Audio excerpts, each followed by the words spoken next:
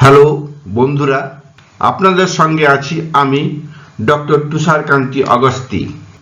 আজকে আমি আপনাদের সঙ্গে যে একটা খুব গুরুত্বপূর্ণ এবং ইন্টারেস্টিং বিষয় নিয়ে আলোচনা করব সেটা হলো কোলেস্টেরল।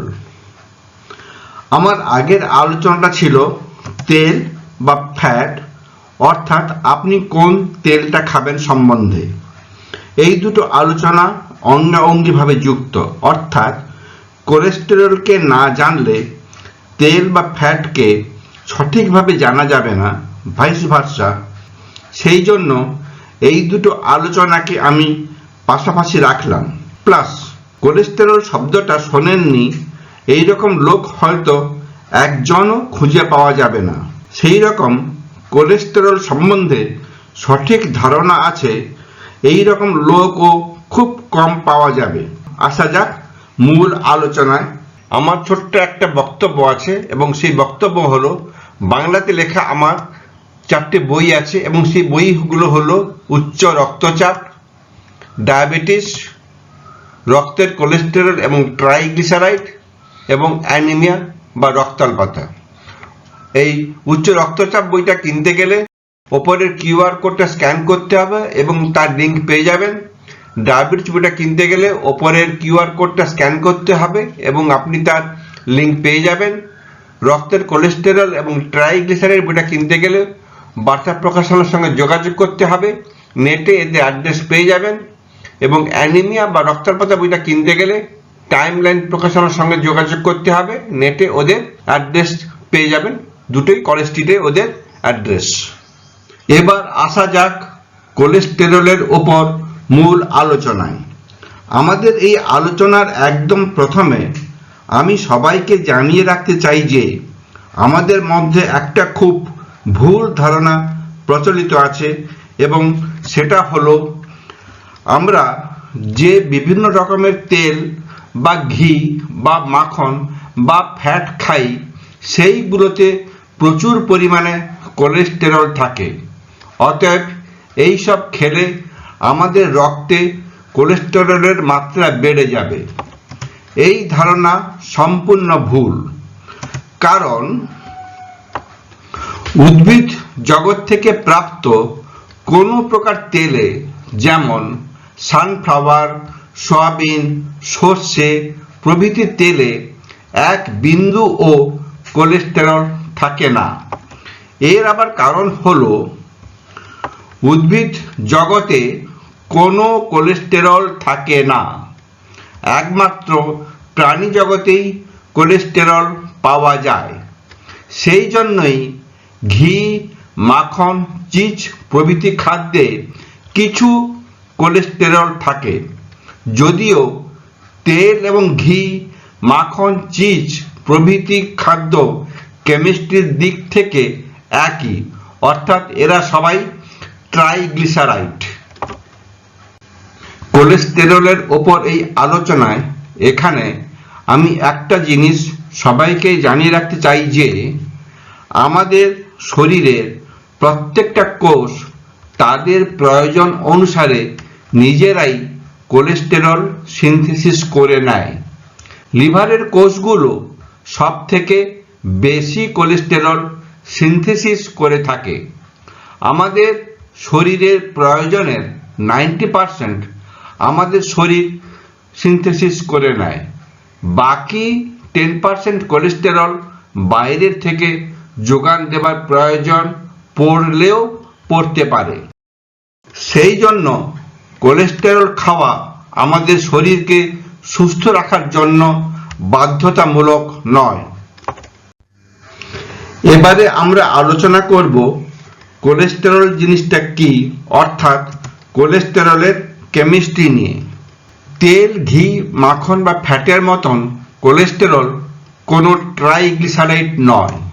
এই হলো একটা ট্রাইগ্লিসারাইডের অণুর গঠন, অর্থাৎ তেল, ঘি, মাখন বা ফ্যাটের একটা অণুর গঠন। আমি আমার আগের ভিডিও আপনি কোন তেলটা খাবেন বা তেল বা চর্বির উপর ভিডিওতে আমি আলোচনা করেছি তেল, ঘি, মাখন বা ফ্যাটের অণুর গঠনগুলো কেমন এবং সেগুলো ট্রাইগ্লিসারাইড এবং একটা গ্লিসারলের অণুর সঙ্গে যখন তিনটে ফ্যাটি অ্যাসিডের অণু এসে যুক্ত হয় এবং তখন যে একটা বড় অণু তৈরি হয় সেটাই হলো ট্রাইগ্লিসারাইডের একটা অণু অথবা তেল, ঘি, মাখন বা ফ্যাটের একটা অণুর গঠন।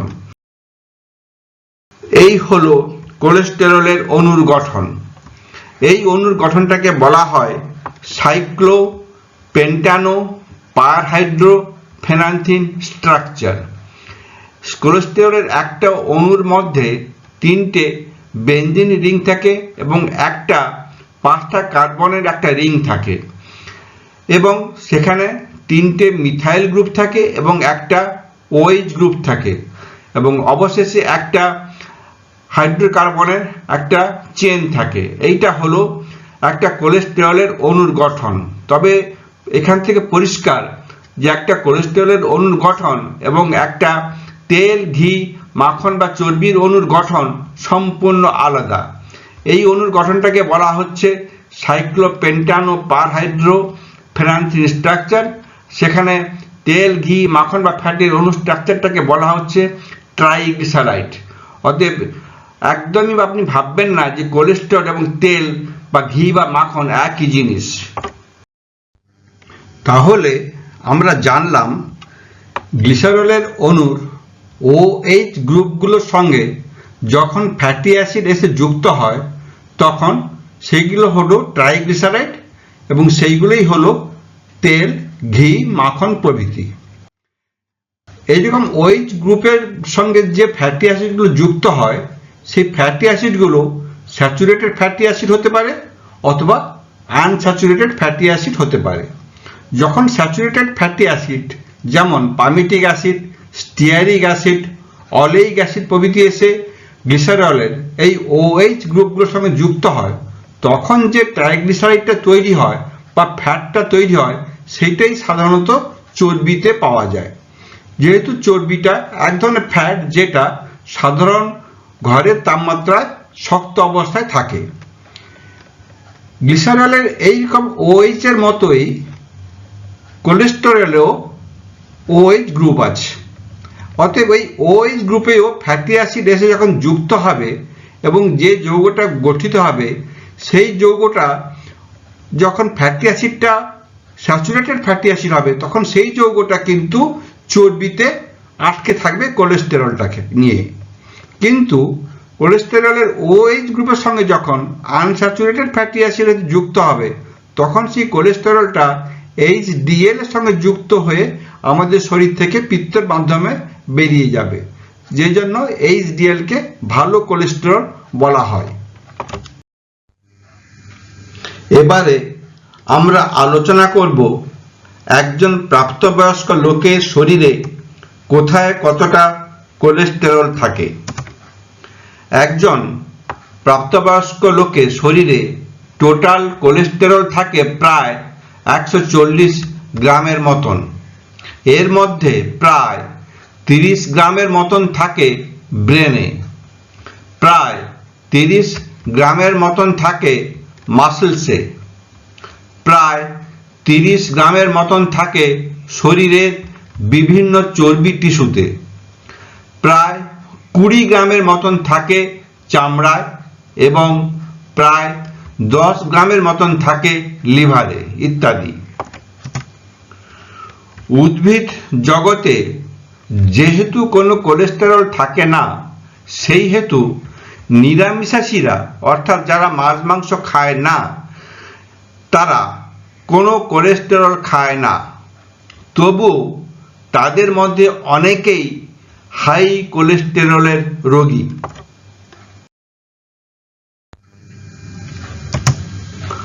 অতএব আমরা বলতে পারবো না যে কোলেস্টেরল বেশি খেলে রক্তে কোলেস্টেরলের মাত্রা বাড়ে অথবা কোলেস্টেরল না খেলে রক্তে কোলেস্টেরলের মাত্রা বাড়বে না অথবা রক্তে কোলেস্টেরল নরমাল আছে বলে আমি বেশি করে কোলেস্টেরল খেতে পারি।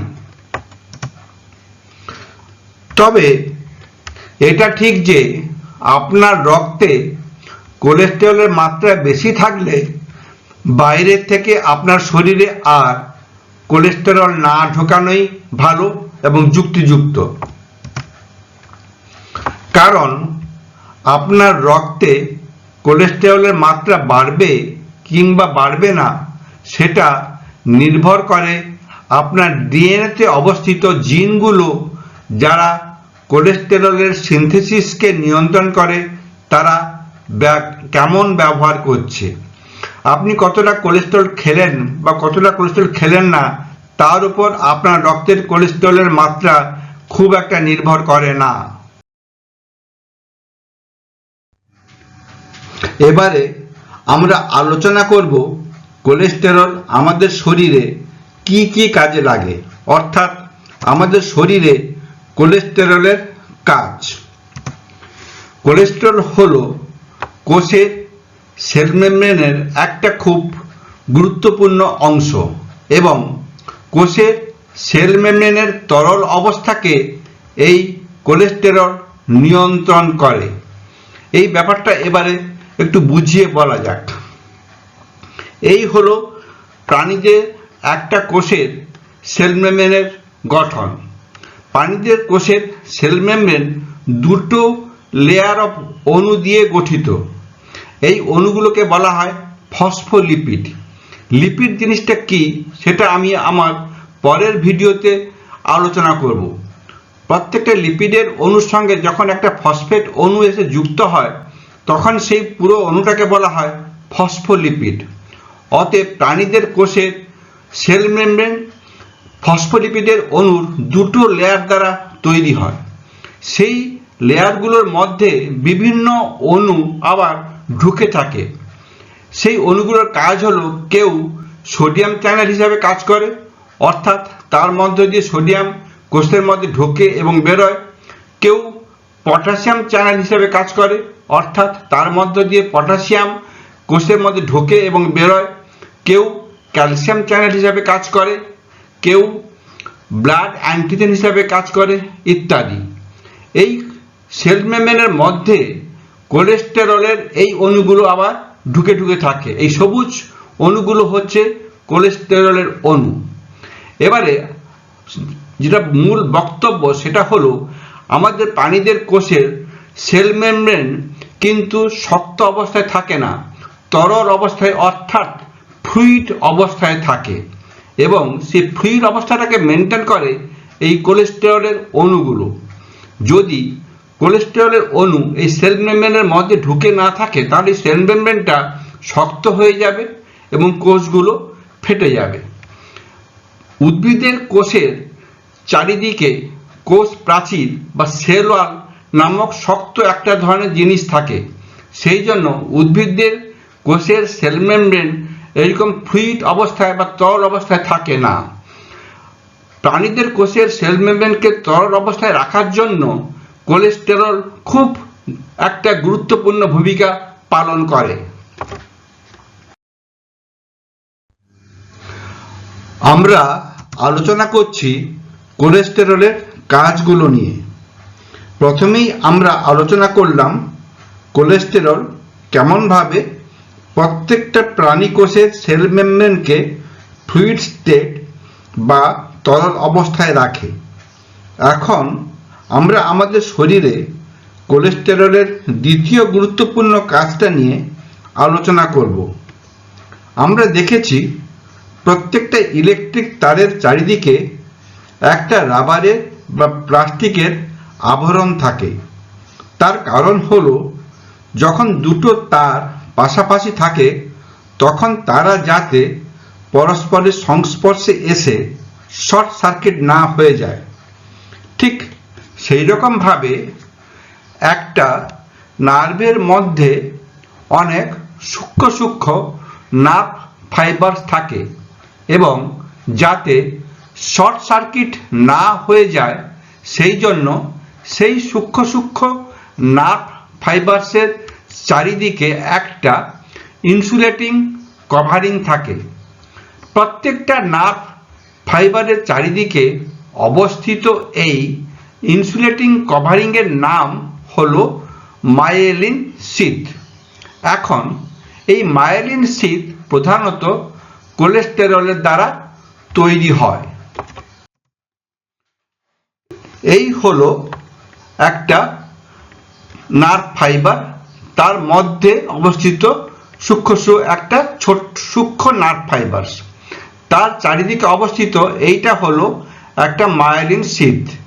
এই মায়েলিন শীথগুলো আবার মাঝখানে ফাঁকা থাকে সোডিয়াম, পটাশিয়াম ইত্যাদি ঢোকার জন্য।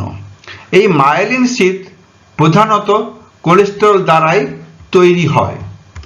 অতএব কোলেস্টেরলের দ্বিতীয় গুরুত্বপূর্ণ কাজ হলো প্রত্যেকটা নার্ভ ফাইবারের চারিদিকে ইনসুলেটিং কভারিং শীথ তৈরি করা।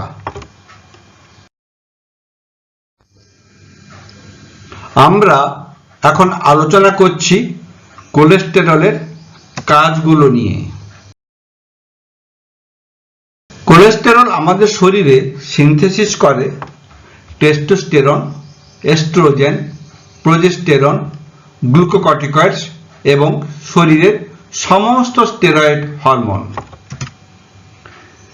এই টেস্টোস্টেরন, এস্ট্রোজেন, প্রোজেস্টেরন, গ্লুকোকর্টিকয়েডস এবং শরীরের সমস্ত স্টেরয়েড হরমোনের অণুর গঠন কোলেস্টেরলের মতোই সাইক্লোপেন্টানো পারহাইড্রোফেনান্থিন স্ট্রাকচার। সেই জন্য এই সমস্ত hormone testosterone, oestrogen, progesterone, glucocorticoids এবং শরীরের সমস্ত স্টেরয়েড হরমোন এই স্টেরয়েড অণু থেকেই তৈরি হয়। কোলেস্টেরলের পরবর্তী খুব গুরুত্বপূর্ণ কাজ হলো আমাদের শরীরে বাইল সল্ট সিনথেসিস করা। লিভারের কোষে এই বাইল সল্ট সিনথেসিস হয় কোলেস্টেরল থেকে।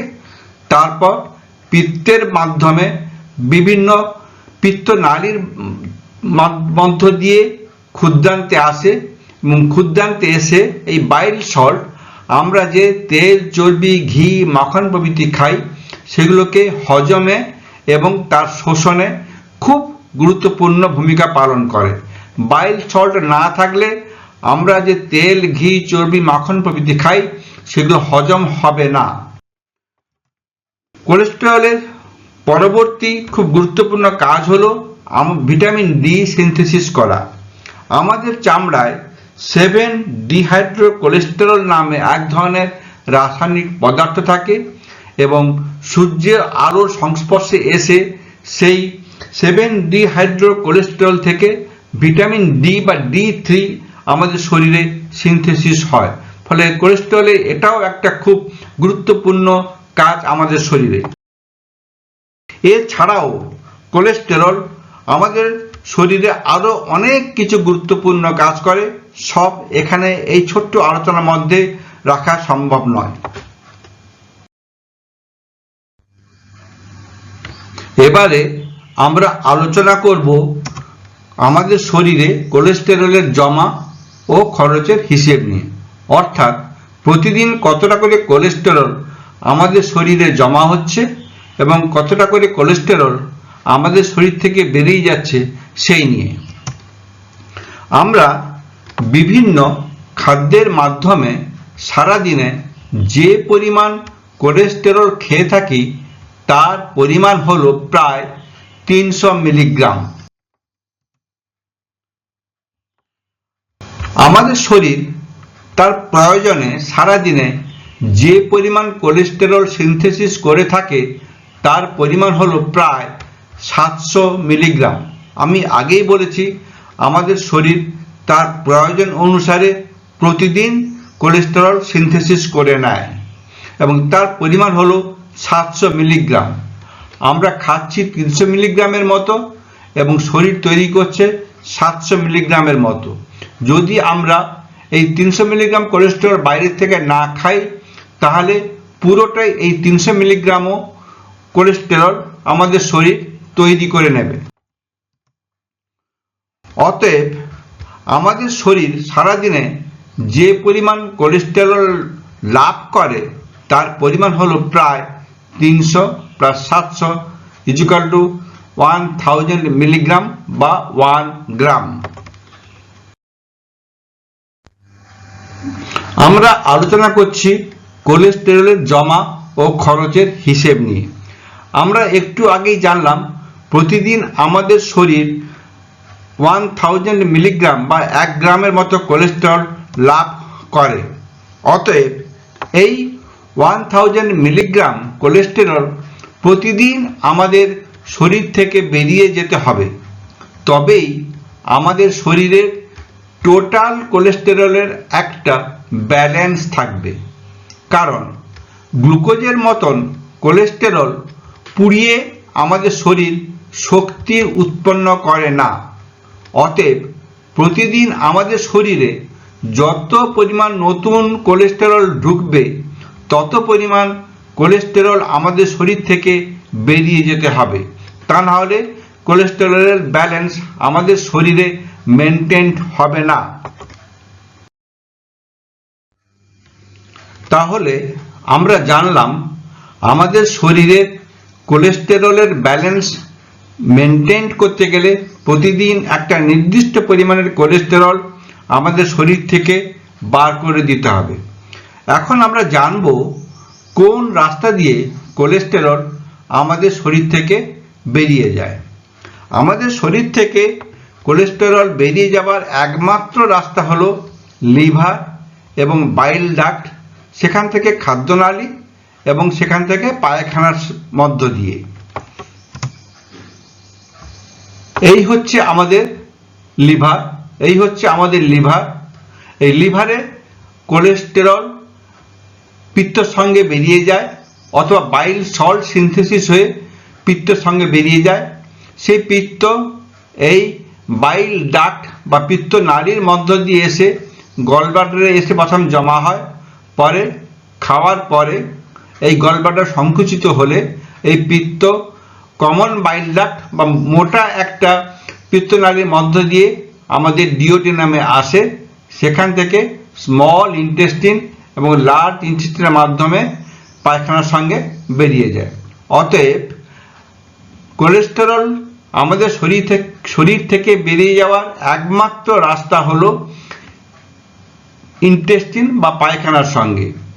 অন্য কোনো রাস্তা যেমন শ্বাসের সঙ্গে বেরোতে পারে না, পেচ্ছাপের সঙ্গে বেরোতে পারে না, স্কিনের ঘামের সঙ্গে বেরোতে পারে না। কোলেস্টেরলের বেরিয়ে যাওয়ার আমাদের শরীর থেকে একমাত্র রাস্তা হলো ইন্টেস্টিন বা পায়খানা।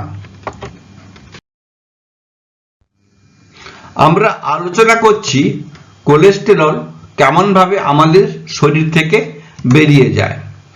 আমাদের শরীর প্রতিদিন যে 1000 মিলিগ্রাম বা 1 গ্রাম কোলেস্টেরল লাভ করে তার অর্ধেক অর্থাৎ 500 মিলিগ্রামের মতন কোলেস্টেরল ওই লিভার দিয়ে সোজাসুজি পিত্তের সঙ্গে বেরিয়ে আসে, ক্ষুদ্রান্তের মধ্য দিয়ে প্রবাহিত হয়ে পায়খানার সঙ্গে বেরিয়ে যায়, যেটা আমি একটু আগেই বললাম। এই কোলেস্টেরলের মধ্যে কিছুটা আবার ক্ষুদ্রান্তের দ্বারা পুনঃশোষিত হয়ে রক্তে ঢোকে। উদ্ভিদ জগতের প্রত্যেকটা উদ্ভিদের মধ্যে প্ল্যান্ট স্টেরল নামে এক ধরনের যৌগ থাকে, যে কোলেস্টেরলের এই পুনঃশোষণকে বাধা দেয়। সেই জন্য বেশি করে শাকসবজি খেলে রক্তে কোলেস্টেরলের মাত্রা কমে।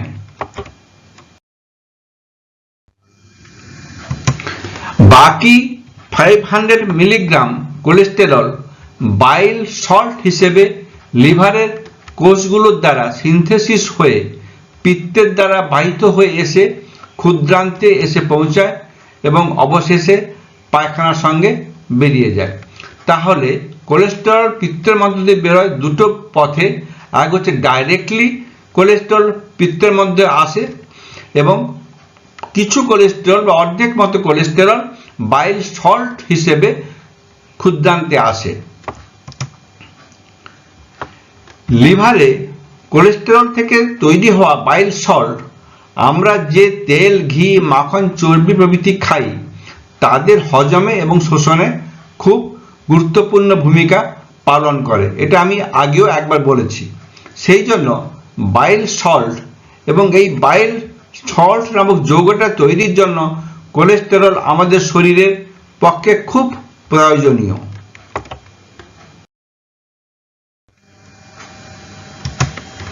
কিন্তু সেই প্রয়োজনীয় পরিমাণের কোলেস্টেরল আমাদের শরীর নিজেরাই তৈরি করে নেয়। বাইরের থেকে কোলেস্টেরল খাবার কোনো প্রয়োজন নেই, এটা আমি আগেও বলেছি। এখন আমরা আলোচনা করব আমাদের প্রতিদিন কতটা করে কোলেস্টেরল খাওয়া উচিত।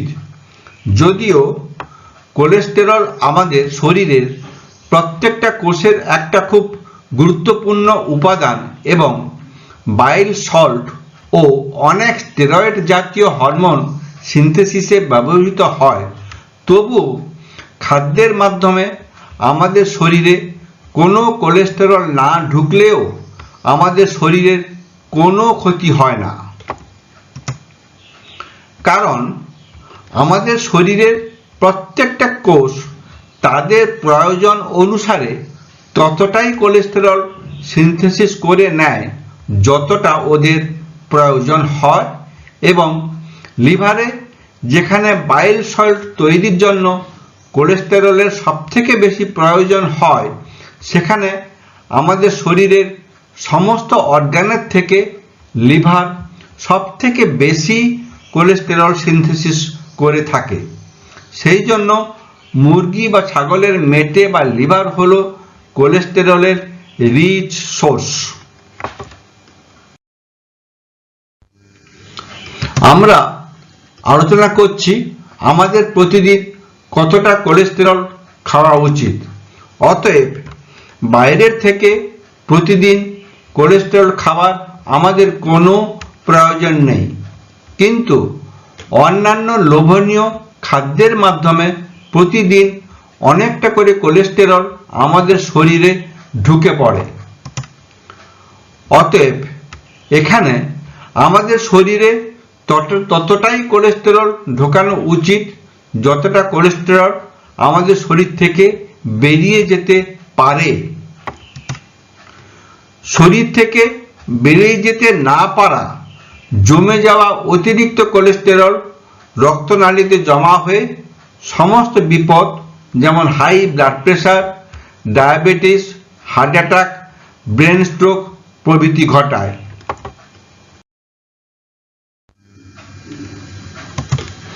যদি দেখা যায় যে আপনার রক্তে কোলেস্টেরলের মাত্রা বেশি এবং আপনি অ্যাটরভাস্টাটিন বা রোজুভাস্টাটিন খেয়ে কোলেস্টেরলের সিনথেসিস কমিয়ে রক্তে কোলেস্টেরলের মাত্রা নিয়ন্ত্রণে রাখার চেষ্টা করছেন, তাহলে তখন বাইরের থেকে আর অতিরিক্ত কোলেস্টেরল শরীরে ঢোকানোর কোনো যুক্তি হয় না। অতএব তখন জানুন কোন কোন খাবারে কতটা কোলেস্টেরল আছে এবং ওই সমস্ত রকমের কোলেস্টেরল পূর্ণ খাবার বর্জন করুন।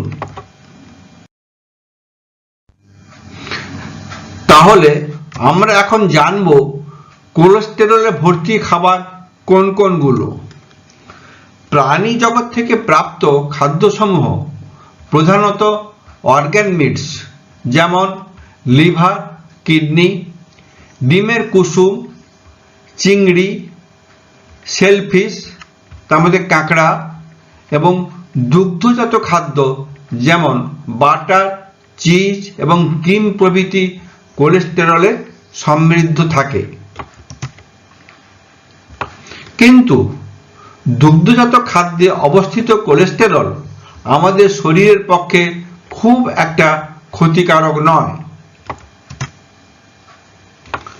বিভিন্ন প্রাণীজাত খাদ্যে অবস্থিত স্যাচুরেটেড ফ্যাটের সঙ্গে কোলেস্টেরল এবং ট্রান্স ফ্যাটের সঙ্গে কোলেস্টেরল, যেমন রেড মিটস বলতে গরু, শুয়োরের, ভেড়ার মাংস,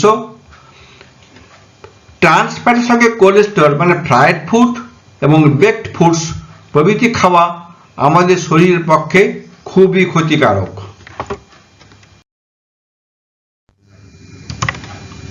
আমি আগে বলেছি এবং আবার বলছি, উদ্ভিদ জগৎ থেকে প্রাপ্ত কোনো খাবারেই কোলেস্টেরল থাকে না, কারণ plant kingdom does not contain any cholesterol.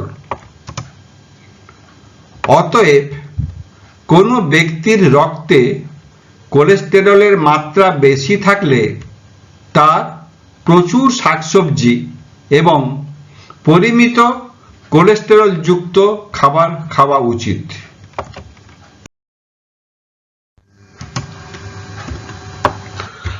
আমাদের শরীরে কোলেস্টেরল এবং ট্রাইগ্লিসারাইড মানে যেগুলো তেল, ঘি, মাখন প্রভৃতি জিনিস, সেইগুলো হাতে হাত ধরাধরি করে চলে। অতএব কোনো ব্যক্তির রক্তে কোলেস্টেরলের মাত্রা বেশি থাকলে তারও পরিমিত উদ্ভিজ তেল মানে সর্ষের তেল, সয়াবিন তেল, সূর্যমুখী তেল প্রভৃতি বা ইত্যাদি খাওয়া উচিত, যদিও ওইসব তেল উদ্ভিদ জগৎ থেকে প্রাপ্ত হয় বলে এইসব তেলে কোনো কোলেস্টেরল থাকে না। আমরা একটু আগেই জানলাম কোলেস্টেরল এবং ট্রাইগ্লিসারাইড হাতে হাত ধরে চলে। তাহলে এখন আমরা আলোচনা করব বিভিন্ন উদ্ভিজ তেলে কোনো কোলেস্টেরল না থাকলেও তারা কেমনভাবে আমাদের রক্তে কোলেস্টেরল বাড়াতে সাহায্য করে, অর্থাৎ কেমনভাবে ট্রাইগ্লিসারাইড বা উদ্ভিজ তেল থেকে আমাদের শরীরে কোলেস্টেরল সিনথেসিস হয়। তেল, ঘি, মাখন প্রভৃতি জিনিসের কেমিস্ট্রি হলো ট্রাইগ্লিসারাইড, এটা আমরা আগে জেনেছি। অতএব এই সব জিনিস খাবার পর ওই সব জিনিস থেকে ট্রাইগ্লিসারাইড আমাদের রক্তে ঢোকে, তারপর টিস্যুতে গিয়ে ওই ট্রাইগ্লিসারাইড গ্লিসারল এবং ফ্যাটি অ্যাসিডে ভেঙে যায়। তারপর ওই ফ্যাটি অ্যাসিড টিস্যুর কোষগুলোর মধ্যে গিয়ে ঢোকে। তারপর কোষের মধ্যে ওই ফ্যাটি অ্যাসিডগুলো ভেঙে তৈরি করে অ্যাসাইল CoA নামক এক ধরনের যৌগ। তারপর ওই অ্যাসাইল CoA যৌগ থেকে তৈরি হয় কোলেস্টেরল।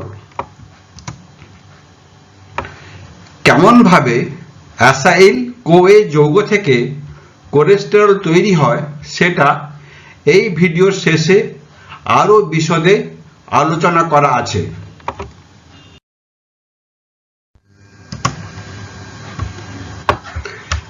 ঘি, মাখন প্রভৃতি জিনিসের কেমিস্ট্রি যদিও উপরে উল্লিখিত তেলগুলির মতন ট্রাইগ্লিসারাইড, কিন্তু যেহেতু ঘি, মাখন প্রভৃতি জিনিস প্রাণী জগৎ থেকে প্রাপ্ত হয়, সেই হেতু এই সমস্ত জিনিসে অল্প হলেও কিছুটা করে কোলেস্টেরল থাকে। যেমন 1 টেবিল চামচ পূর্ণ মাখনে থাকে 30 মিলিগ্রামের মতন কোলেস্টেরল এবং 1 টেবিল চামচ পূর্ণ ঘিতে থাকে 32 মিলিগ্রামের মতন কোলেস্টেরল ইত্যাদি। আগে একটা জিনিস আমি অল্প একটু আলোচনা করেছি, এখন সেই জিনিসটা আমি বিশদে আলোচনা করব। গ্লিসারলে যে 3টে OH বা হাইড্রক্সিল গ্রুপ থাকে তার সঙ্গে 3টে ফ্যাটি অ্যাসিড যুক্ত হয়ে ট্রাইগ্লিসারাইড অর্থাৎ তেল, ঘি, মাখন প্রভৃতি তৈরি করে। এই ফ্যাটি অ্যাসিড যদি স্যাচুরেটেড হয় তাহলে তৈরি হয় স্যাচুরেটেড তেল বা বনস্পতি। সেই রকম ভাবে কোলেস্টেরলের OH বা হাইড্রক্সিল গ্রুপ যদি স্যাচুরেটেড ফ্যাটি অ্যাসিডের সঙ্গে যুক্ত হয় তাহলে তৈরি হয় বডি ফ্যাট বা অ্যানিম্যাল ফ্যাট, যাকে আমরা বলি সাধারণ ভাষায় চর্বি বলি।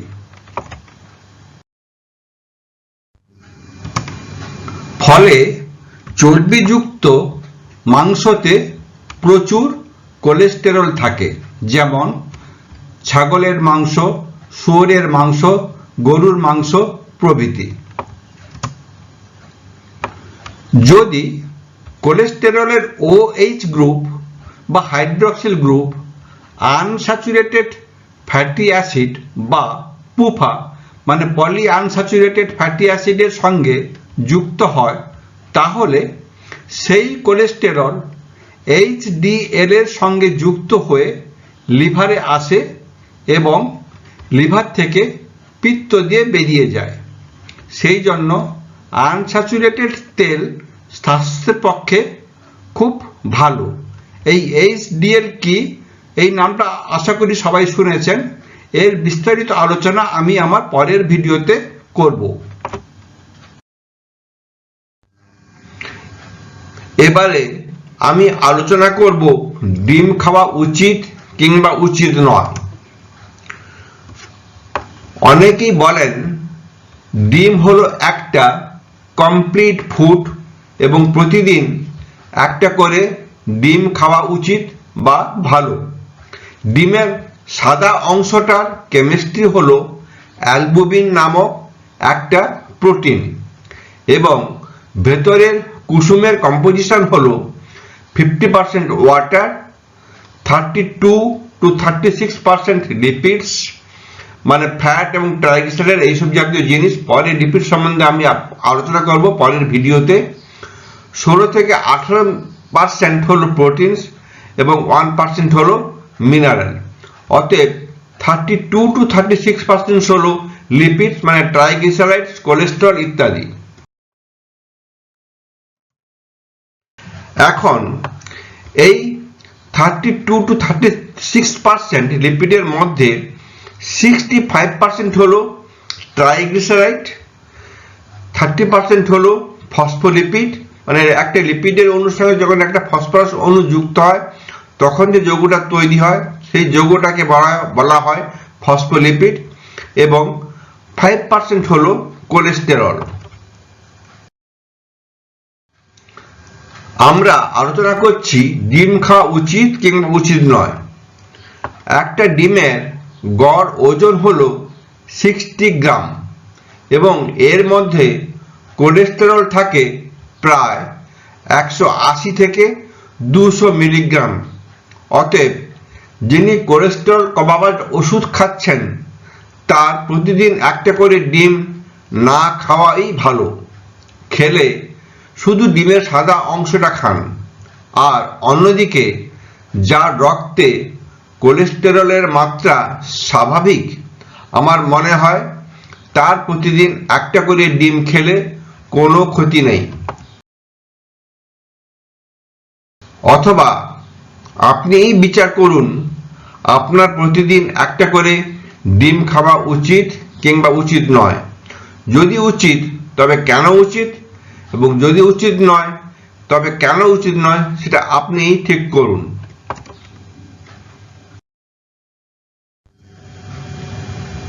এখন আমরা আলোচনা করব আমাদের শরীরে কোলেস্টেরল কেমনভাবে সিনথেসিস হয় এবং আমরা রক্তে কোলেস্টেরলের মাত্রা কমানোর জন্য যে অ্যাটরভাস্টাটিন এবং রোজুভাস্টাটিন নামক ট্যাবলেট দুটো খাই তারা কেমনভাবে কাজ করে।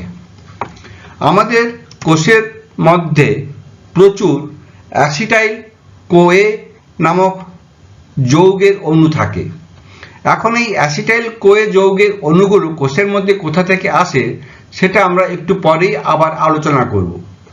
এখন কোষের মধ্যে এই অ্যাসিটাইল কোয়ের অণুগুলো পরস্পরের সাথে অর্থাৎ দুটো অ্যাসিটাইল কোয়ের অণু যুক্ত হয়ে প্রথমে তৈরি করে অ্যাসিটাইল কোয়ে নামক এক ধরনের অণু। তারপর ওই অ্যাসিটো-অ্যাসিটাইল কোয়ের অণু আরও একটা অ্যাসিটাইল কোএ অণুর সঙ্গে যুক্ত হয়ে তৈরি করে HMG কোএ অণু। HMGর পুরো নাম হলো বিটা হাইড্রক্সি মিথাইল গ্লুটারিল, অর্থাৎ HMG কোএর পুরো নাম হলো বিটা হাইড্রক্সি মিথাইল গ্লুটারিল কোএ।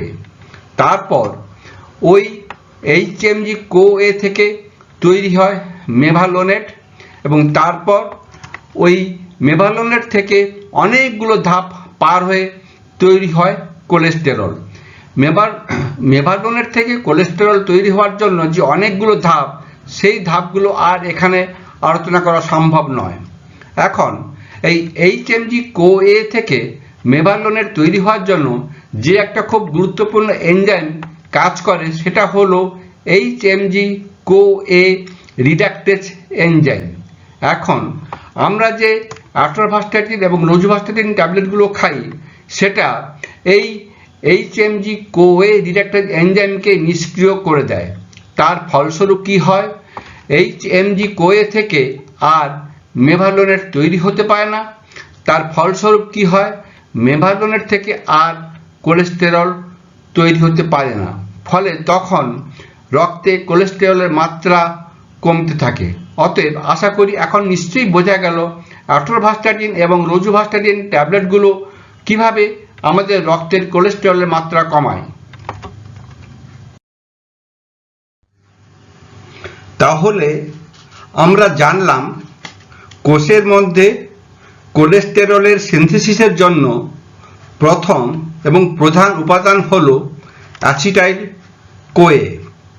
এখন আমরা আলোচনা করব কোলেস্টেরলের সিনথেসিসের জন্য উপাদান হিসাবে এই অ্যাসিটাইল কোএ যৌগের অণুগুলো কোষের মধ্যে কোথা থেকে এলো। এখানেই বেশি তেল, ঘি, মাখন প্রভৃতি খেলে কেন রক্তে কোলেস্টেরলের মাত্রা বাড়ে, তার উত্তর লুকিয়ে আছে। আমরা জেনেছি তেল, ঘি, মাখন প্রভৃতি জিনিসের কেমিস্ট্রি হলো ট্রাইগ্লিসারাইড। এই ট্রাইগ্লিসারাইডের একটা অণু তৈরি হয় একটা গ্লিসারলের অণুর সঙ্গে তিনটে ফ্যাটি অ্যাসিডের অণুর সংযুক্তির ফলে, অর্থাৎ একটা গ্লিসারলের অণু প্লাস তিনটে ফ্যাটি অ্যাসিডের অণু ইজ ইকুয়াল টু একটা ট্রাইগ্লিসারাইডের অণু। খাদ্য থেকে রক্তে ট্রাইগ্লিসারাইড ঢোকার পরে টিস্যুতে গিয়ে এই ট্রাইগ্লিসারাইডের অণুগুলো আবার গ্লিসারল এবং ফ্যাটি অ্যাসিডে ভেঙে যায়। কি করে ট্রাইগ্লিসারাইডের অণুগুলো খাদ্য থেকে রক্তের মধ্যে ঢোকে, সেটা জানার জন্য লিপিডের ওপর আমার পরের ভিডিওর জন্য অপেক্ষা করতে হবে। টিস্যুতে ট্রাইগ্লিসারাইডের অণুগুলো গ্লিসারল এবং ফ্যাটি অ্যাসিডে ভেঙে যাবার পরে ফ্যাটি অ্যাসিডের অণুগুলোর প্রত্যেকটা কোষের মধ্যে ঢোকে। তারপর কোষের মধ্যে ফ্যাটি অ্যাসিডের ওই অণুগুলো ভেঙে যায়। যে প্রক্রিয়ায় একটা ফ্যাটি অ্যাসিডের অণু ভেঙে টুকরো টুকরো হয়ে যায়, সেই প্রক্রিয়াকে বলা হয় বিটা অক্সিডেশনস। এটা হলো একটা ফ্যাটি অ্যাসিডের অণুর গঠন। এটা আপনি কোন তেলটা খাবেন সেই ভিডিওতে ব্যাখ্যা করেছি। যখন কোষের মধ্যে এই ফ্যাটি অ্যাসিডের অণুটা ভেঙে টুকরো টুকরো হয়, তখন প্রত্যেকটা কার্বন পরমাণু আলাদা আলাদা হয়ে যায়, এবং তখন প্রত্যেকটা কার্বন পরমাণু থেকে অ্যাসিটাইল কোএ অণুগুলো তৈরি হয়। তারপর ওই অ্যাসিটাইল কোএ অণু থেকে তৈরি হয় কোলেস্টেরল। তবে আপনার ডিএনএর নির্দিষ্ট কিছু জিন এই অ্যাসিটাইল কোএ থেকে কোলেস্টেরলের সিনথেসিসকে নিয়ন্ত্রণ করে। অতএব আশা করি এখান থেকে বোঝা গেল কেন বেশি করে তেল, ঘি, মাখন প্রভৃতি অর্থাৎ ট্রাইগ্লিসারাইড, যেখান থেকে ফ্যাটি অ্যাসিড পাওয়া যায়, সেটা খেলে রক্তে কোলেস্টেরলের মাত্রা বাড়ে। তাহলে এতক্ষণ কোলেস্টেরলের ওপর যে দীর্ঘ আলোচনা হলো, তার সারমর্ম হল উদ্ভিদ রাজ্যে কোলেস্টেরলের কোনো অস্তিত্ব নেই। বিভিন্ন উদ্ভিদ থেকে প্রাপ্ত বিভিন্ন তেল এবং প্রাণীদের থেকে প্রাপ্ত ঘি, মাখন, মাছের তেল প্রভৃতি খাদ্য কেমিস্ট্রির দিক থেকে একই হলেও, অর্থাৎ ট্রাইগ্লিসারাইড হলেও, বিভিন্ন উদ্ভিদ থেকে প্রাপ্ত বিভিন্ন তেলে একটুও কোলেস্টেরল থাকে না। সেখানে প্রাণীদের থেকে প্রাপ্ত ঘি, মাখন প্রভৃতি প্রোডাক্টে কোলেস্টেরল থাকে। যেহেতু আমাদের শরীরের প্রত্যেকটা কোষ তাদের প্রয়োজন অনুসারে কোলেস্টেরল তৈরি করে নেয়, সেই হেতু বাইরের থেকে আলাদা করে আমাদের শরীরে কোলেস্টেরলের যোগানের কোনো প্রয়োজন নেই।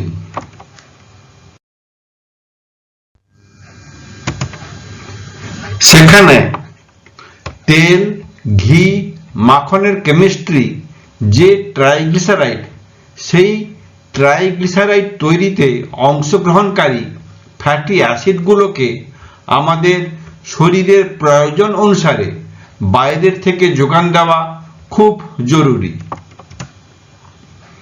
5. আমাদের শরীর থেকে কোলেস্টেরল বেরিয়ে যাওয়ার একমাত্র রাস্তা হলো লিভার, সেখান থেকে পিত্ত, সেখান থেকে ক্ষুদ্রান্ত, সেখান থেকে বৃহদান্ত্র, তারপর পায়খানা দিয়ে। 6. আমরা জেনেছি কোলেস্টেরল আমাদের শরীরে কোন কোন কাজে লাগে এবং কোন কোন খাদ্য কোলেস্টেরলের প্রধান উৎস। 7. ভেজিটেরিয়ান ডায়েট আমাদের রক্তের কোলেস্টেরলের মাত্রাকে কেমনভাবে কমাতে সাহায্য করে সেটাও আমরা জেনেছি। 8. আমাদের রক্তে কোলেস্টেরলের মাত্রা বাড়ার প্রধান কারণ হলো প্রচুর পরিমাণে তেল, ঘি, মাখন প্রভৃতি খাওয়া। প্রচুর পরিমাণে তেল, ঘি, মাখন প্রভৃতি খেলে রক্তে কোলেস্টেরলের মাত্রা বাড়ে, কারণ ওই ব্যক্তি খুব মোটা হয়ে যায়। প্লাস ওই তেল, ঘি, মাখন প্রভৃতির কেমিস্ট্রি যে ট্রাইগ্লিসারাইড, সেই ট্রাইগ্লিসারাইডগুলো ভেঙে প্রথমে তৈরি হয় ফ্যাটি অ্যাসিড আমাদের শরীরে। তারপর কোষের মধ্যে মেটাবলিজমের সময় ওই ফ্যাটি অ্যাসিডের মিথাইল গ্রুপগুলো আলাদা আলাদা হয়ে যায়। 9. তারপর ওই মিথাইল গ্রুপগুলো থেকে তৈরি হতে থাকে অ্যাসিটাইল কোএ নামক এক ধরনের যৌগ, এবং তারপর ওই অ্যাসিটাইল কোএ থেকে তৈরি হয় কোলেস্টেরল। অ্যাসিটাইল কোএ থেকে কোলেস্টেরল কেমনভাবে সিনথেসিস হয় এবং অ্যাটরভাস্টাটিন কেমনভাবে কাজ করে সেটা আমরা একটু আগেই আলোচনা করেছি। প্লাস আমাদের রক্তে কোলেস্টেরল বেড়ে যাওয়ার দ্বিতীয় কারণ হলো, রক্তে কোলেস্টেরল মাত্রা বাড়ার আরও একটা কারণ হলো কোলেস্টেরলের সিনথেসিসকে নিয়ন্ত্রণকারী ডিএনএতে অবস্থিত জিনগুলো। বাংলাতে লেখা আমার 4টে বই আছে এবং সেই বইগুলো হলো উচ্চ রক্তচাপ, ডায়াবেটিস, রক্তের কোলেস্টেরল এবং ট্রাইগ্লিসারাইড এবং অ্যানিমিয়া বা রক্তাল্পতা। এই উচ্চ রক্তচাপ বইটা কিনতে গেলে ওপরের কিউআর কোডটা স্ক্যান করতে হবে এবং তার লিঙ্ক পেয়ে যাবেন। ডায়াবেটিস বইটা কিনতে গেলে ওপরের কিউআর কোডটা স্ক্যান করতে হবে এবং আপনি তার লিঙ্ক পেয়ে যাবেন। রক্তের কোলেস্টেরল এবং ট্রাইগ্লিসারাইড বইটা কিনতে গেলে বার্তা প্রকাশনার সঙ্গে যোগাযোগ করতে হবে, নেটে এদের অ্যাড্রেস পেয়ে যাবেন। এবং অ্যানিমিয়া বা রক্তাল্পতা বইটা কিনতে গেলে টাইমলাইন প্রকাশনার সঙ্গে যোগাযোগ করতে হবে, নেটে ওদের অ্যাড্রেস পেয়ে যাবেন। দুটোই কলেজ স্ট্রিটে ওদের অ্যাড্রেস। আপনাদের সঙ্গে আছি আমি ডক্টর তুষারকান্তি অগস্তি।